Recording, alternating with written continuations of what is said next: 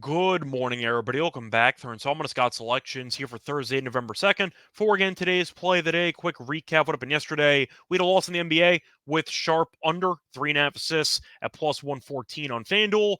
Wasn't really close. Unfortunately, the injury report kind of came back to bite us as Detroit was missing its star defensive center in Duran. He didn't play, and Detroit's defense was all out of sorts because of it. Either way, Sharp is a well-known, let's just say, chucker, and he ended up having a very good passing quarter as he had 4 assists in the first 9 minutes of the game.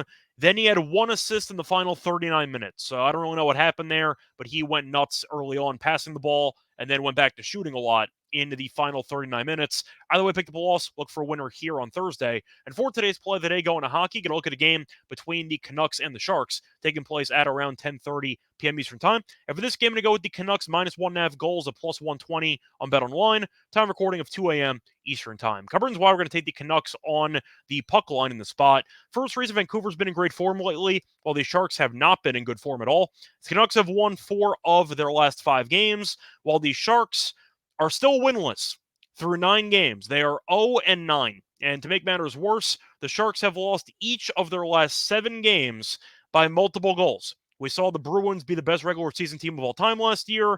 This has the potential to be one of the worst regular season teams of all time, or at least for a long time. This team is awful from top to bottom. They're bad at offense and defense. I'll mention the stats in a second. But when you're 0-9 and you've lost 7 straight by multiple goals, it should not be plus 120 for your opponent to beat you by multiple goals. So I think there's a lot of value in this spot. Now, to go through the numbers here, the Canucks are averaging 4 goals per game, which is tied for the third most in the league. The Sharks, once again, through 9 games, are averaging 1 goal per game, which is dead last in the league. And defensively, the Canucks have been good too, as the Canucks are allowing just 2.33 goals per game, which ranks tied for the 4th fewest in the league. The Sharks are allowing 3.78 goals per game, which is the 3rd most in the league. And for some reason, the Canucks have owned the Sharks in the head-to-head over the last couple of years. The Canucks are 5-0 straight up in the last 5 meetings in San Jose, and they're also 11-1 straight up in the last 12 meetings overall. So whatever reason, the Canucks dominate every time they face off against each other, and that was when the Sharks weren't totally awful.